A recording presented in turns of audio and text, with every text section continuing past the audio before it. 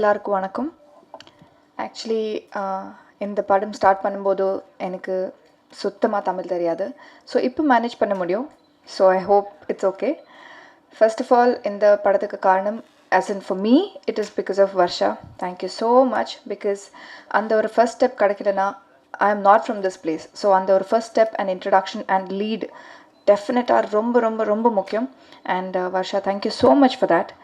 அதுக்கப்புறம் shooting start பண்ணதுக்கப்புறம் I have to definitely be thankful for the experience I've had.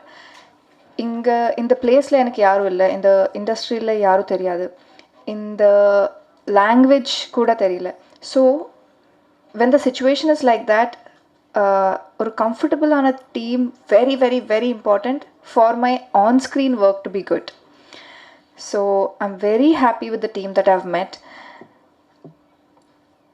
In the screen space is very important because in the film in the character is very very important, not just a part of the love story. Motta script and story ku in the character very very important.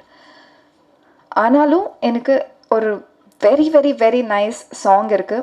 And Ashish sir, thank you so much because this is my first song in Tamil and adu romba beautiful ah irukku. Actually எல்லா visuals, trailer visuals, songs, pictures எல்லாமே நான் இப்போ தான் பார்க்குறேன். Because இப்போ வரைக்கும் I just short for it and I went back to Hyderabad for work. Dubbing கூட இந்த ஃபிலிமில் பண்ண முடியல, பட் ஹோப்ஃபுல்லி இந்த next one. And Jagadish sir, thank you so much for showing me well. This is my introduction, this is my debut film. So it is very important that I'm shown and scene well. Thank you so much. நான் first start பண்ணும்போது சொன்னேன் that this is a very good team to work with. So producers and your team, all of you, thank you so much for making me feel so comfortable. It reflects in work, it reflects on screen because I'm very new to it, and for everybody. I'm sure everybody is thanking the production house a little extra. And Kumaran is an introvert to others. But when you work with him and if you're in close quarters, he's not that an introvert. He's very comfortable to work with. Everything boils down to inga ellaru inga Chennai la da irpanga, language theriyu, and they're friends with each other also. I'm the only one who came from outside. So apdi irukumbodhu he made me feel very comfortable, and even my director. And director sir, actually I didn't know that you had such an aggressive side in post production and in the studio, because as actors, like Dharni said, we don't know that. He's very very very sweet. Oru only problem I had was improvise பண்ணுவாங்க scene. Morning he'll change, long dialogues irukku, but every dialogue that he's even written the lyrics also. So you know how meaningful, how deep and how amazing he can talk and write and direct. So எனக்கு language மட்டும் அது கொஞ்சம் எனக்கு tension ஆயிடுச்சு. But actually it is very comfortable to work with him because he knows what he wants. If you know what you want, இந்த ஷார்ட்டில் இவ்வளோ தான் இருக்குது, இது மட்டும் ப்ராக்டிஸ் பண்ணு, இது மட்டும் சொல்லு அப்படின்னு சொன்னால் I will really concentrate on what is important for what is on screen.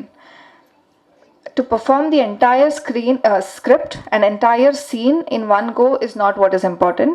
To perform what is required for that scene and for that shot is important. And I'm very happy that you could give me that clarity, sir. And only with that comfort I could perform. Just performing the entire scene doesn't make sense is what I learned from you, and also some Tamil. Thank you so much for everybody. இது என்னோட first படம் தமிழில். Next time நானே dub பண்ணுறேன். This time it was not possible. And என்னோட டீமுக்கு and specially to me உங்களோட support வேணும் அண்ட் பிளெஸ்ஸிங்ஸ் வேணும். Thank you so much.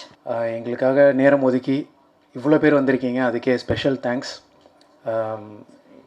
இங்கே உட்காந்து இந்த ஆங்கிளில் பார்க்கும்போது ரொம்ப இமோஷ்னலாக இருக்குது. ஏன்னா இந்த படத்தில் வந்த ஒரு சின்ன டைலாக் மாதிரி சினிமா என் லட்சியம் அப்படின்னு ஒரு டைலாக் வரும். உண்மையாகவே அது எனக்கு ஒரு பெரிய லட்சியம், ஒரு 16-17 வருஷம் லட்சியம். ஸோ எப்படியாவது சினிமாவில் ஹீரோ ஆகிடணும் அப்படின்ற ஒரு பெரிய கனவு. அதனால் அதை இங்கே உட்காந்து அந்த மொமெண்ட்டில் இருக்கோம் அப்படின்னு நினைக்கும்போது அதை பார்க்கும்போது ரொம்ப இமோஷ்னலாக இருக்குது. ஸோ மறுபடியும் ரொம்ப நன்றி, நீங்கள் எல்லோரும் நேரம் ஒதுக்கி வந்ததுக்கு மனமார்ந்த நன்றி. அண்ட் அந்த கனவை நினைவாக்குனது வீனஸ் என்டர்டெயின்மெண்ட், கணேஷ் சார்.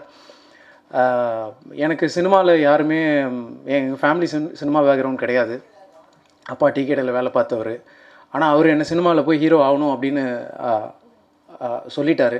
அவருக்கு அந்த ஆசை இருந்துச்சு, எனக்கும் அந்த ஆசை இருந்துச்சு. ஸோ இப்போ அவர் கனவை நான் நினைவாக்கணும் அப்படின்னு ஒரு ஆசையில் இருக்கும்போது எனக்கு எங்கேருந்து ஆரம்பிக்கணும் எதுவுமே தெரியல. எங்கெங்கேயோ வந்தேன். கடைசியில் பாண்டியன் ஸ்டோர்ஸ்னு ஒரு சீரியலில் வந்து அட்லீஸ்ட் வெளியே தெரிய ஆரம்பிச்சது. அப்பையும் உங்களுடைய ஆதரவு இருந்தது. அதே மாதிரி இந்த படம் இன்றைக்கி வந்து தொடங்கியிருக்கோம், நல்லபடியாக கால் எடுத்து வச்சுருக்கோம். உங்களுடைய சப்போர்ட் என்னுடைய சினிமா வாழ்க்கையிலையும் ரொம்ப முக்கியம். இது வந்து ஒரு மிகப்பெரிய சம்பவம். குமார சம்பவம் வந்து என்னோடய வாழ்க்கையிலே ஒரு பெரிய ஒரு சம்பவம், முக்கியமான ஒரு சம்பவம். ஸோ ரொம்ப இமோஷ்னல் அண்ட் ரொம்ப திருப்தியாக இருக்குது இந்த இடத்துல இருக்க. ஸோ கணேஷ் சார் முதல்ல ரொம்ப தேங்க்ஸ். ஏன்னா என்னுடைய இது எப்படி சொல்கிறது, என்னுடைய ஒவ்வொரு நாள் ஷூட்டிங் போகும்போதும், நான் வந்து பாண்டியன் ஸ்டோர் ஷூட் போகும்போதும் எனக்கு தெரியும் நான் வந்து சினிமாவுக்கு எப்படியாவது போயிடணும் அப்படின்னு ஆசையோடு மட்டும்தான் நான் அங்கே போவேன். எனக்கு எந்த சினிமா பேக்ரவுண்ட் இல்லைன்னாலும் என் ஃபேமிலியில் ஒருத்தராக இருந்து எனக்கு ஒரு அண்ணன் இருந்தால் என்ன பண்ணுவாரோ அந்த மாதிரி எனக்காக பல கதைகள் கேட்டு கடைசியாக இப்போ குமார சம்பவமை நடத்தியிருக்காரு. அதுக்கு பெரிய தேங்க்ஸ். அண்ட் அதுக்கு கூட இருந்த சீனு சார், ரவி சார், எல்லா கதையிலையும் அவங்களும் உட்காந்து இவங்க எல்லோரும் சேர்ந்து தான் என்னை ஹீரோ ஆக்கியிருக்காங்க. நான் மட்டுமே இது பண்ணலை. ஸோ அதுக்கு ரொம்ப தேங்க்ஸ் சார். அப்புறம் பாலாஜி அண்ணா கூட வந்து நான் யூடியூப் காலத்துலேருந்தே ஒன்றும் இல்லை, எதுவுமே இன்றைக்கி எதாவது பண்ணுவோம் அப்படின்னு போய் அவர் டைரக்ட் பண்ணுவார், நான் நடிப்பேன். அது பெருசாக வெளியே கூட வராது சம்டைம்ஸ். அவர் பேஷனேட்டாக அதை பண்ணிகிட்ருப்போம். இன்றைக்கி 2 பேரும் சேர்ந்து ஒரு படம் பண்ணியிருக்கோம் அப்படின்னு நினைக்கும் போது ரொம்ப சந்தோஷமாக இருக்குது. ரொம்ப ஒரு ஃபன்ஃபில்டு ஃபேமிலி என்டர்டெய்னராக ஒரு ப்ராஜெக்ட் ஒன்று கொடுத்துருக்கோம். எல்லாருக்கும் கண்டிப்பாக பிடிக்கும். எல்லா சின்ன வயசுலேருந்து பெரியவங்க வரைக்கும் இந்த படம் கண்டிப்பாக பிடிக்கும். முகம் சுளிக்காமல் எல்லோரும் குடும்பத்தோடு வந்து பார்க்குற மாதிரி ஒரு ப்ராஜெக்ட் பண்ணியிருக்கோம். அப்படி தான் அண்ணாவும் டிசைன் பண்ணியிருக்காரு. நாங்கள் எல்லோரும் அதில் கிளியராக இருந்தோம். ரொம்ப திருப்திகரமாக அந்த ப்ராஜெக்ட் முடிச்சிருக்கோம். ரொம்ப நல்லா வந்திருக்கு. நீங்களும் அதை பார்த்து உங்களுடைய சப்போர்ட், ஒவ்வொருத்தருடைய சப்போர்ட்டும் எனக்கு இதில் ரொம்ப முக்கியம். அண்ட் அடுத்ததாக என் கூட நடித்த co actors Kumaravel sir and GN Kumar sir, Balasaravanan, எல்லாருமே, சிவா அரவிந்த் பிரதர், எல்லாருமே வந்து ரொம்ப தேர்ந்த நடிகர்கள். சினிமாவில் சக்ஸஸ்ஃபுல்லாக பயங்கர எக்ஸ்பீரியன்ஸ்டு ஆக்டர்ஸ். அவங்க எல்லார் மத்தியிலும் நான் நடிக்கிறதுக்கு முதல்ல பெருமைப்படுறேன். அந்த இடத்துல என்னை கொண்டு வந்து ப்ளேஸ் பண்ணதுக்கு ரொம்ப நன்றி. பட் என்னை ரொம்ப கம்ஃபர்டபுளாக, ரொம்ப அவங்க வீட்டு பையனாக தான் என்னை பார்த்து, அதுதான் சொன்னேனே, இது இவங்க எல்லாரும் சேர்ந்து தான் என்னை ஹீரோ ஆக்கியிருக்காங்க அப்படின்றதான் சொல்லணும். ஸோ அந்த மாதிரி ரொம்ப கம்ஃபர்டபுளாக இருந்தது. இவங்க எல்லாருக்கூடையும் நடித்தது எனக்கு மிகப்பெரிய பெருமை. Thank you sir. நெக்ஸ்ட்டு எங்கள் கேமராமேன் ஜெகதீஷ். என்னோடய லுக்கில் ரொம்ப, நான் கூட சில நேரம் அந்த சீனில் ரொம்ப எதாவது ஒழுங்காக நடிக்கணும் அப்படின்றதில் இருப்பேன். என்னோடய லுக்கில் ரொம்ப கான்ஷியஸாக இருப்பார். என்னை ஒழுங்காக காட்டிடணும் அப்படின்னு. ஓரளவுக்கு பார்க்குற மாதிரி இருக்குன்னா அதுக்கு காரணம் ஜெகதீஷ் பிரதர் தான். Thank you Jagadish bro. ரொம்ப கான்ஷியஸாக இருந்தார். அண்ட் அச்சு பிரதர், மியூசிக் நீங்கள் எல்லாருமே பார்த்துருப்பீங்க. அந்த சாங்கை ஃபஸ்ட்டு பாலாஜி நான் கேட்டுட்டு எனக்கு தான் அனுப்புனார். அப்பையிலேருந்து கேட்க ஆரம்பித்தேன். இப்போ வரைக்கும் நான் அந்த பாட்டு, அந்த விடியாத இரவை கேட்டுட்ருக்கேன். ரொம்ப நாங்களே சொல்லக்கூடாது, பட் அவ்வளோ நல்ல ஒரு சாங் அச்சு பிரதர். இமோஷ்னலாக அது ரொம்ப டச் ஆகுது அந்த பாட்டு. அண்ட் லிரிக்ஸ் அஃப்கோர்ஸ் பாலாஜி நான் எழுதியிருக்காரு. எல்லோரும் அதுதான் சொன்னாங்க. அது ரொம்ப அந்த பாட்டு என்னுடைய வாழ்க்கையில் ரொம்ப கனெக்டிங்கான ஒரு பாட்டாக அது இருக்கும். அதை நீங்கள் படம் பார்க்கும்போது புரியும். ரொம்ப நல்லா வந்திருக்கு எல்லாம். உங்களுடைய சப்போர்ட் அகெயின் எங்களுக்கு ரொம்ப முக்கியம். பாண்டியன் ஸ்டோர்ஸ் நான் பண்ணும்போது எந்த அளவுக்கு சப்போர்ட் பண்ணீங்களோ அதே சப்போர்ட் மேலும் பண்ணுவீங்க அப்படின்னு நம்புகிறேன். ரொம்ப நன்றி. எங்கே போனாலுமே நான் வந்து என்ன செல்ஃப் இன்ட்ரோ பண்ணுற மாதிரி தான் இருக்கும். ஒரு 2-3 படம் நடிச்சிருக்கேன். ஆனால் இப்படி பண்ணால் தெரியும். முடி கொட்டுது, மறந்துக்குதா, இருக்குன்னா இருக்குன்னு சொல்லி, இல்லைனா இல்லைன்னு சொல்லி, இந்த டைலாக் சொன்னால் மட்டும்தான் நான் ஆக்டர்னே தெரியும். ஸோ அதனால் எங்கே போனாலும் இது பண்ண வேண்டியதாக இருந்தது. படமும் இதுக்கப்புறம் இந்த மாதிரி ஒரு நிறைய படம் கிடச்சிது. ஆனால் இவர் ஒருத்தர் தான் ஃபஸ்ட் டைம் ஃபோன் பண்ணி, கிளி மாதிரி பண்ண வேண்டாம், நம்ம ஒன்று பண்ணலாம், அதை எனக்காக பண்ணுங்க அப்படின்னாரு. பண்ணி கொடுத்தேன். நான் அவர் ஹாப்பியாக இல்லையா கூட எனக்கு நடிக்கும் போது கூட தெரில. இப்போ குமரன் சார் சொன்னார், படம் பார்த்துட்டேன், நல்லா பண்ணியிருக்கேன் அப்படின்னு. எனக்கு அவர்கிட்ட தான் அது சொன்னது ரொம்ப ஹோப்ஃபுல்லாக இருக்குது. கண்டிப்பாக படம் நல்லா வந்திருக்கு எல்லோரும் சொல்கிறாங்க. நானும் இன்னும் பார்க்கல. கண்டிப்பாக நான் நல்லா தான் இருக்கும்னு நம்புகிறேன். நீங்கள் அதே மாதிரி எல்லா பெரிய படத்துக்கும் எப்படி சப்போர்ட் பண்ணுவீங்களோ அதே மாதிரி இந்த சின்ன படத்துக்கும் நல்லா சப்போர்ட் பண்ணுங்கள். ஏன்னா எங்கள் ப்ரொடியூசர் வந்து இப்போ பார்த்தீங்களா ட்ரெய்லரு எல்லாமே ஒரு கரெக்டாக ஒரு என்ன சொல்கிறது, எல்லாமே ஒரு கரெக்டான ஒரு இதில் எல்லாம் பிளான் பண்ணி எப்படி நடக்கணுமோ அதே மாதிரி தான் ஷூட்டு எல்லாமே நடந்தது. நான் ஃபஸ்ட் டே மீட் பண்ண அவரை, அதுக்கப்புறம் இன்றைக்கி தான் நான் மீட் பண்ணுறேன். ஆனால் எல்லா விஷயமும் கரெக்டாக நடந்த மாதிரி தான் எனக்கு தெரியுது. மற்றவங்களுக்கு எப்படின்னு தெரியல. குமரனை பொறுத்த வரைக்கும் நான் வந்து சீரியலில் அவர் நடித்து பார்த்துருக்கேன், எல்லாம் பார்த்துருக்கேன். பட் ஆனால் அவர்கிட்ட அப்படி ஒரு டேலண்ட் இருக்குமான்னு சொல்லிட்டு டேரெக்டாக ஒர்க் பண்ணும்போது தான் நிறைய விஷயம் நான் பார்த்தேன். இப்போ இவர் இதெல்லாம் பண்ணுவாரா, இப்படிலாம் பண்ணுவாரா அப்படின்ற மாதிரி அவர்கிட்ட இருந்து அப்போ தான் நானே பார்க்குறேன் அந்த மாதிரி நிறைய விஷயங்கள். அதுவும் இல்லாமல் ஒரு ஹீரோக்கு எப்போவுமே வந்து ஒரு சாங் ரொம்ப முக்கியம். அது இந்த சாங் 2 சாங்குமே அவருக்கு கண்டிப்பாக சொல்கிறேன், ஒரு பெஸ்ட்டு சாங் தான், ஒரு பெஸ்ட் இன்ட்ரோ தான். கண்டிப்பாக நல்லா வரும். குமரன் கண்டிப்பாக நல்ல லெவலுக்கு போவார். ஏன்னா அவரோட பிளானிங்கு எல்லாமே சொல்கிறேன் நான். என்ன சொல்கிறது, அவர் வந்து ஒரு ஆக்டராக மட்டும் இல்லாமல் ஒரு டைரக்டர் நாலேஜும் அவர்கிட்ட நல்லாவே இருக்குது. நான் அவர்கிட்ட பேசும்போது அவர்கிட்ட தெரிஞ்சுக்கிட்ட விஷயம் அதெல்லாம்.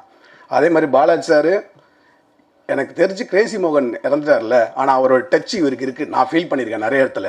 அது நீங்கள் படம் பார்க்கும்போது இந்த டைலாக்ல நிறைய நீங்கள் ஃபீல் பண்ணுவீங்க. ஏன்னா நான் அதை ஃபீல் பண்ணியிருக்கேன். நான் செட்டில் இருக்கும்போதும் சரி, அவர் கூட நார்மலாக ஃபோனில் ஆர்ஜே வேறையா பேசிகிட்டே இருப்பார், பயங்கரமாக பேசுவார். அதனால் கேட்கும் போது பயங்கரமாக இருக்கும். ஒன்று நானே என்ஜாய் பண்ணுவேன். நம்ம வேறு ஏதாவது ஒரு மூட்டில் இருந்தால் கூட செம்ம என்ன சொல்கிறது, நம்மளே ஒரு மாதிரி எந்துவாக்கி விட்டுருவார். அப்படி இருக்கும். ஏன்னா நான் வந்து சொன்னல, இந்த கிளி பண்ண அப்புறம் கிளியே கூப்பிட்டுருந்தாங்க. நான் அது வேணான்னு சொன்னால், ஆனால் காசு வராது. நடிகனுக்கு நடிப்பு வேணும், வாய்ப்பு வரும், ஆனால் நான் நடிக்க முடியாது. இப்படி இருக்கும். நம்ம கிளியே பண்ணால் திருப்பி போட கிளி அப்படின்னு என்ன கலாச்சிருவானுங்க. அந்த கலாய்க்கூடன்னு சொல்லிட்டு நான் இருக்கும்போது கடைசியில் எனக்கு இந்த வாய்ப்பு கொடுத்த பாலாஜி வேணுகோபாலுக்கு ரொம்ப நன்றி. அச்சு சாங் உண்மையிலே சொல்கிறேன், பயங்கர டிவைனாக இருந்தது, சூப்பராக இருந்தது. தேங்க்ஸ். லிரிக்ஸ் ஆனால் இப்படி கலக்குங்கன்னு எதிர்பார்க்கல பாலாஜி. தேங்க்யூ தேங்க்யூ எல்லாருக்கும் தேங்க்யூ. இதை கண்டிப்பாக நீங்கள் எல்லோரும் செய்யணும். ஆனால் நிக்கில் சார் நான் நிறைய இடத்துல பார்த்துருக்கேன், பெரிய படமானாலும் சரி சின்ன படமானாலும் சரி ஒரே மாதிரி டீல் பண்ணுவார். நிக்கில் சாருக்கு நிகர் நிக்கில் சார் தான். பாலாஜி வேணுகோபால் டைரக்ஷனில் நடிக்கிறது விட நிக்கில் டைரக்ஷனில் நடிக்கிறது இன்னும் கஷ்டம். எல்லாருக்கும் வணக்கம். பாலாஜியுடன் எனக்கு இது 2வது ப்ராஜெக்ட். இது பாலாஜி கதை சொல்லும்போது இது நீங்கள் தான் பண்ணணும் அப்படின்னு சொன்னார். அதுக்கப்புறம் நான் கேட்டேன், யார் இதை ப்ரொடியூஸ் பண்ணுறாங்கன்னு கேட்டேன். அவர் சொன்னார், யாத்திசை பண்ணவங்க பண்ணுறாங்கன்னு சொன்னாங்க. நான் உடனே ரொம்ப நல்ல விஷயம் சரின்னு சொன்னேன். ஏன்னா அந்த படத்தை அவ்வளோ மெட்டிகுலஸாக எடுத்து அவ்வளோ பிரமாதமாக அவங்க ப்ரெசென்ட் பண்ணி அதை எல்லாரையும் பார்க்க வச்சாங்க, எல்லாரையும் பேச வச்சாங்க. அப்போ தான் எனக்கு ஒரு பெரிய நம்பிக்கை வந்தது. பாலாஜி என்கிட்ட என்ன சொன்னாரோ அதை அப்படியே எடுத்திருக்காரு. இது வந்து கதைன்னு சொன்னால் ஒரு குடுத்தனக்காரனுக்கும் ஹவுஸ் ஓனருக்கும் இருக்கிற பிரச்சனை, அதுதான் அடிப்படையாக இருக்கும். அது வீட்டுக்குள்ளேயே சில நாட்கள் எடுக்க வேண்டிய ஒரு சூழல் இருந்தது. ஒரு வீட்டுக்குள்ளே இந்த ரூம் அந்த ரூம் அப்படின்னு பண்ணும்போது அதுக்குள்ளே ஒரு பெரிய நல்ல டெப்த்தும் வெரைட்டியும் கொடுக்கறது கஷ்டம். அதை ஜெகதீஷ் வந்து ரொம்ப இயல்பாகவும் ரொம்ப வேகமாகவும் பண்ணார். கூட நடித்த கலைஞர்கள் GM குமார் அவர் வரல, குமரன் இப்போ தான் அவருக்கு ஒரு முதல் படம். ஆனால் முதல் படம் மாதிரிலாம் தெரியல. அவருடைய அத்தனை நடிப்பு அனுபவங்களையும் அவர் கேமரா முன்னாடி கொண்டு வந்தார்.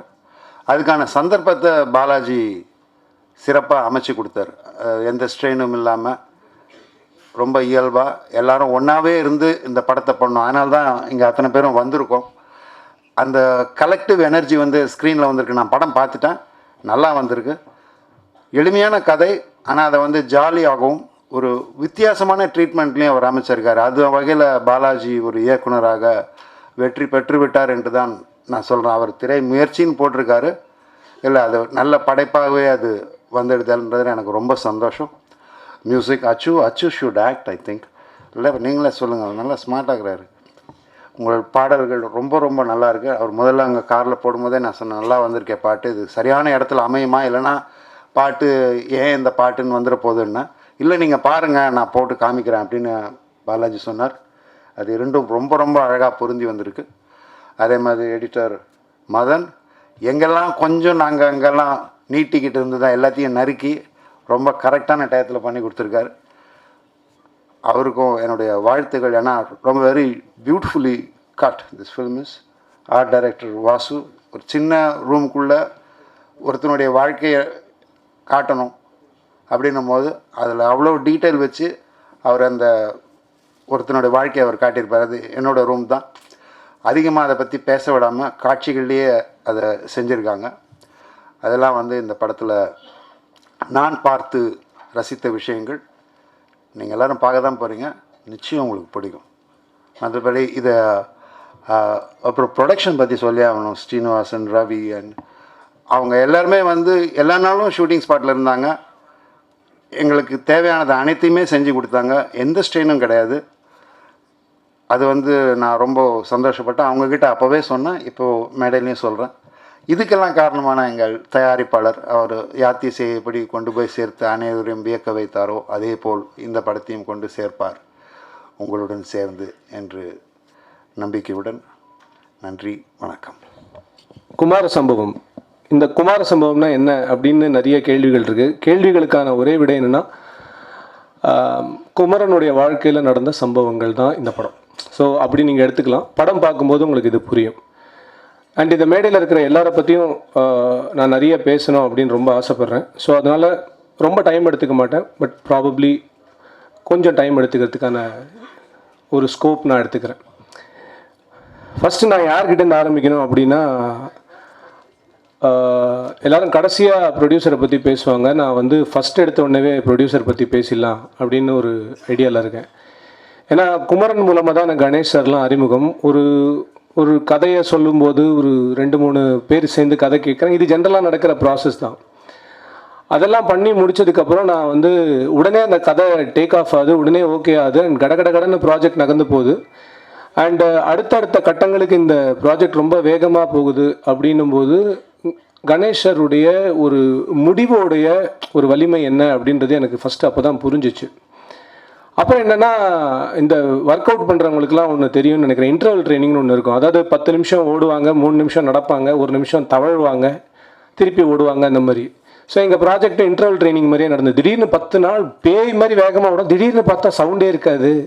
இப்படிலாம் நடந்துக்கிட்டே இருக்கும். நான் என்னடா இது நல்லா தானே போயிட்டுருக்கு, ஏன் திடீர்னு நிற்குது, ஏன் இப்படி இருக்குது, இந்த மாதிரி எல்லா டேரக்டருக்கும் இருக்கிற ஒரு சின்ன கலக்கம் இருக்கும். ஏன்னா டைரக்ஷன்றது ஒரு பெரிய ஃப்ளோ. அந்த ஃப்ளோ டிஸ்டர்ப் ஆச்சு அப்படின்னா அதில் எத்தனை விஷயங்களை நம்மளால் திருப்பி கொண்டு வர முடியும்னு தெரியாதுன்றதை நான் ரொம்ப தீர்மானமாக நம்புகிறேன். அப்புறம் பார்த்தா ரொம்ப தள்ளி போடுறாங்களே அப்படின்னு பார்த்து ரொம்ப நாள் பார்த்துக்கிட்டே இருக்கேன். ஒரு ஸ்டேஜில் எனக்கு எப்படி தோணுச்சுன்னா, தள்ளி போடலான்ற டெசிஷனையே தள்ளி போடுறாங்களே, அந்த லெவலுக்கு இவங்க இருக்காங்கன்ற மாதிரி ஒரு டவுட் எனக்கு இருந்தது. அப்புறம் ஒரு விஷயம் என்னோட கிரிக்கெட் கோச் ரமேஷ் சார் ஒன்று சொல்லி கொடுத்தாரு. அது அவர் சொன்னது எனக்கு ஞாபகம் அது திடீர்னு ஒரு நாள் ஸ்ட்ரைக் ஆச்சு. என்னென்னா, கணேஷ் சார் இயல்பிலேயே இடது கை பழக்கம் இருக்கிற ஒரு மனிதர். ஸோ இந்த இடது கை பழக்கம் இருக்கிறவங்க என்னென்னா, அவங்களுடைய அப்ரோச்சே மெத்தாடிக்கலாக இருக்கும். அது நமக்கு ஸ்லோவாக தெரியும். ஆனால் அவங்க ஒரு டெசிஷன் எடுத்தாங்கன்னா உலகமே எதிர்த்து நின்றாலும் அதை பேக் பண்ணுவாங்க, அதில் நிற்பாங்க உறுதியாக அப்படின்னு. ஸோ கணேஷ் சார் உறுதியாக நின்றதுனால மட்டும்தான் இந்த மேடையில் நான் உறுதியாக நின்று பேச முடியுது. So thank you Ganesh sir. நீங்கள் இல்லைன்னா this is not possible. And நான் ஒரு தடவை இந்த வானிலை பார்க்கும்போது நம்ம தமிழ்நாடு வெதர்மேன் சொல்லுவார், நுங்கம்பாக்கமில் இவ்வளோ மழை, மீனம்பாக்கமில் இவ்வளோ. எப்போ பார்த்து நுங்கம்பாக்கத்தில் நிறைய மழை பெஞ்சதே நான் ஃபீல் பண்ணுறேன்னா அதுக்கு ரொம்ப முக்கியமான காரணம் கணேஷ் சார் தான். அவ்வளோ நல்லவரை சத்தியமாக சினிமாவில் கூட காட்ட முடியாது. ஏன்னா இந்த ப்ராஜெக்டை நடந்த டைமில் இப்போ வரைக்கும் யாருக்கும் ஒரு பேமெண்ட் பெண்டிங் அப்படின்றது இல்லை. எல்லாருக்கும் நேரத்துக்கு அவங்களுக்கான சம்பளம், அவங்களுடைய திறமைக்கும் தகுதிக்கும் வாய்ந்த சம்பளம், யார்கிட்டையும் பார்கெயின் கூட பண்ணாமல் அவங்க கேட்குற சம்பளத்தை கொடுக்குற ஒரு எக்ஸ்ட்ராடினரியான முதலாளி. நான் உண்மையிலே சொல்கிறேன், ஒரு டைரக்டராக நான் இந்த படத்தில் ஜெயிச்சேன்னா எனக்கு இன்னொரு படம் கிடைக்கலாம், இன்னும் 2 படம் கிடைக்கலாம். ஆனால் ஒரு ப்ரொடியூசராக என் ப்ரொடியூசர் ஜெயிக்கணும்னு நான் ஏன் ஆசைப்பட்றேன்னா, அவர் ஜெயிச்சா என்ன மாதிரி ஒரு 3லேருந்து 4 டைரக்டருக்கு லைஃப் கிடைக்கும். ஐ ஆம் வெரி ஷுர். அந்த அளவுக்கு ஹீஸ் அவ்வளோ பேஷன் இருக்குது அவருக்கு ஒரு விஷயத்தை பண்ணுறதுல. எனக்கு அதுதான் ரொம்ப பிடிச்சது அவர்கிட்ட. அண்ட் இன்றைக்கி குமரன் எனக்கு ஒரு அண்ணன் மாதிரி அப்படின்னு பேசினார் தெரியுமா. நிஜமாகவே அண்ணன் மாதிரின்லாம் சொல்ல வேணாம், அண்ணனே சொல்லியிருக்கலாம் குமரன் என்னை பொறுத்த வரைக்கும். அந்த மாதிரி தான் அவர் வந்து குமரனை பார்க்குறாருன்னு நான் நினைக்கிறேன். அடுத்தது யாருன்னா, இந்த ப்ராஜெக்டில் வந்து முதல் முயற்சியாக இதுலேருந்து பாட்டிலேருந்து தான் ஆரம்பித்தோம். ஸோ அச்சு தான் ஆரம்பித்தான். அச்சு கூட ஒர்க் பண்ணுறதே ரொம்ப அலாதியான அனுபவம். பேசிக்காக அச்சு மாதிரி ஒரு கம்போசர் வந்து ரொம்ப ரொம்ப ரேர். அது எத்தனை பேருக்கு தெரியும் தெரியல. ஏன்னா இன்றைக்கி தமிழ் சினிமா எந்த கட்டத்துக்கு போயிருக்குன்னா, ஒரு படம் கூட வராத ஒரு மியூசிக் டைரக்டருக்கு 10 படம் கொடுக்கறதுக்கு எல்லாம் ரெடியாக இருக்காங்க. ஆனால் பின்னோக்கி போய் பார்த்து நல்ல மியூசிக் டைரக்டர்ஸ் நிறைய பேர் இருக்காங்க. அவங்கள ஒரு கம்போசரை மேலே கொண்டு வருவோமேன்ட்டு சொல்லிட்டு ஏதாவது ஒரு டைரக்டர் ஏதாவது ஒரு ப்ரொடியூசர் யோசிச்சாங்கன்னா அச்சு மாதிரி நிறைய பேரை நம்ம திருப்பி மீட்டு கொண்டு வர முடியும் அப்படின்னு நான் நினைக்கிறேன். விடியாத இரவு பாட்டு எதுக்காக பண்ணோன்றதை நான் இப்போ சொல்கிறேன். உண்மையிலேயே என் தாத்தா பாட்டி காலத்தில் மயக்கமாக கலக்கமாக இருந்தது. என்னுடைய அப்பா அம்மா ப்ராபப்ளி இன்னும் கொஞ்சம் தள்ளி வந்த காலத்தில் வந்து யாராவது டவுனாக இருந்தால் ஒவ்வொரு பூக்களுமேனு ஒரு பாட்டு இருந்தது. இப்போ இருக்கக்கூடிய 2K கிட்ஸுக்கு என்றைக்காவது அவன் டவுன் ஆவான்ல, அப்போது அவன் லைஃப்பில் திருப்பி அவன் மேலே வரணும்னா நம்ம ஒரு பாட்டு பண்ணணும் அப்படின்னு எங்களுக்கு தோணுச்சு. அதுதான் விடியாத இரவு பாட்டில் வி ட்ரைட். அது என்னுடைய ஞானகுரு ஞான தகப்பன் கண்ணதாசனுக்காக இந்த பாட்டை ஒருவேளை அவர் எழுதினா எப்படி எழுதுவார் அப்படின்னு நினச்சி நான் எழுதின பாட்டு அது. இந்த படத்தில் 6 பாட்டு பண்ணோம். இந்த 6 பாட்டுமே ஒரு பாட்டை வந்து பாரதியாருக்கு டெடிகேட் பண்ணோம், ஒரு பாட்டு நாமுத்துக்குமாருக்கு டெடிகேட் பண்ணோம், ஒரு பாட்டு வைரமுத்து சாருக்கு பண்ணோம், ஒரு பாட்டு வாலி சாருக்கு பண்ணோம், ஒரு பாட்டு கண்ணதாசன் சாருக்கு பண்ணோம், ஒரு பாட்டு இப்போ இருக்கிற அசல் கோளாறு பால் டப்பா மாதிரி நம்மளாலையும் எழுத முடியாதுன்னு சும்மா ட்ரை பண்ணி பார்த்தோம். அதுவும் எனக்கு தெரிஞ்சு நல்லா தான் வந்திருக்குன்னு நினைக்கிறேன். ஸோ யாருக்கும் வாய்ப்பு கொடுக்கக்கூடாது அப்படின்ற எண்ணம்லாம் எனக்கு கிடையாது மிஸ்டர் ஆனந்த். நீங்கள் சொன்னீங்க. எனக்கு என்னென்னா, இந்த படத்தில் நான் வாய்ப்பு கொடுத்துக்கிட்டேன் அப்படின்னு நான் நினைக்கிறேன். ஏன்னா எனக்கு ஒரு வாய்ப்போட அருமை தெரியும். எனக்கு கொடுத்த வாய்ப்புகள், நிராகரிக்கப்பட்ட வாய்ப்புகள்லாம் எவ்வளோ இருந்ததுன்னு தெரியும். நான் ஒரு வேளை தப்பாக எழுதினேன்னா வேறு யாராவது யோசிக்கலாம் அப்படின்றது தான் என்னோட ஐடியா. ஆனால் எனக்கு தெரிஞ்ச வரைக்கும் என்னோட கதைக்கான பாடல்களை என்னால் எழுத முடியும் அப்படின்னு நான் நம்பினா நான் எழுதினேன். பட் எல்லா படத்துலையும் நான் அதை பண்ணுவேனான்னு கிடையாது, கண்டிப்பாக கிடையாது. Because I want to collaborate with lot of talents. Kumara Sambhavam has to be special for me. இந்த படத்துடைய அத்தனை literature, anything that you see, ரைட்டிங்லேருந்து ஆரம்பித்து பாட்டுலேருந்து ஆரம்பித்து எவ்ரி திங், எழுத்துன்னு நீங்கள் எதை கேட்டாலோ பார்த்தாலோ இது அத்தனையும் நான் ஓன் பண்ணணும்னு நினச்சேன். இது ஒரு பேராசைன்னு கூட சொல்லலாம். பட் அந்த பேராசைக்கு பின்னாடி ஒரு மிகப்பெரிய அடுத்த பேராசை இருக்குது. என்னென்னா, ஆடியன்ஸ் டிசர்வ் ஃபென்டாஸ்டிக் என்டர்டெயின்மெண்ட். அந்த ஆடியன்ஸ்க்கு இந்த மாதிரி ஒரு என்டர்டெயின்மெண்ட்டை இது வரைக்கும் யாரும் கொடுக்கல அப்படின்னு சொல்கிறதுக்காக உயிரை கொடுத்து அவ்வளோ வேலை நான் பண்ணேன் அப்படின்னு நான் சொல்லிப்பேன். இதை நான் சொல்லும்போது with a lot of humbleness only I'm telling. ஏன்னா இன்றைக்கி ஆடியன்ஸ்க்கு வந்து ஒரு தேட்டருக்கு வரும்போது, எங்கேயாவது ஒரு மாலுக்கு வந்து பார்க்கும்போது குழந்தைங்களோட வர நிறைய பேரண்ட்ஸ்க்கு வந்து எந்த படத்துக்கு போகிறதுனே தெரில. யூஏ இருக்குது, போகலாமா வேணாமா, ஐயோ இது ஏவாக இருக்குது, இதுங்க போவே வேணாம், இது பயங்கர ஆக்ஷன் படமாக இருக்குது, குழந்தைங்களை கூப்பிட்டு போனோம். இந்த மாதிரி ஒரு அப்பா அம்மா எப்பயுமே குழப்பத்தில் இருக்காங்க. அந்த அப்பா அம்மாக்கள்லாம் கவலையப்படாமல் உங்கள் வீட்டில் இருக்கிற நண்டு சிண்டு எல்லாத்தையும் கூட்டிகிட்டு கண்டிப்பாக செப்டம்பர் 12 நீங்கள் தேட்டருக்கு வரலாம். உங்கள் வீட்டில் இருக்கிற பெரியவங்களையும் கூட்டிகிட்டு வாங்க.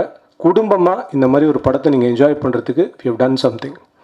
ஸோ அச்சுக்கு அப்புறம் அடுத்தது என்னுடைய டிஓபி ஜெகதீஷ் அண்ட் வாசு. இவங்க 2 பேரும் வந்து எப்படின்னா, எங்கள் ப்ராஜெக்ட் ஒரு ஸ்பிரிச்சுவலி எம்பவர்ட் ப்ராஜெக்ட் அப்படின்னு சொல்லுவேன். ஏன்னா நான் ஜெகதீஷை ஜக்கின்னு கூப்பிடுவேன், வாசுதேவ்னு கூப்பிடுவேன். ஸோ யோசிச்சு பார்த்தீங்கன்னா ஜக்கி வாசுதேவ் அப்படின்னு ஒரு பேர் வரும்.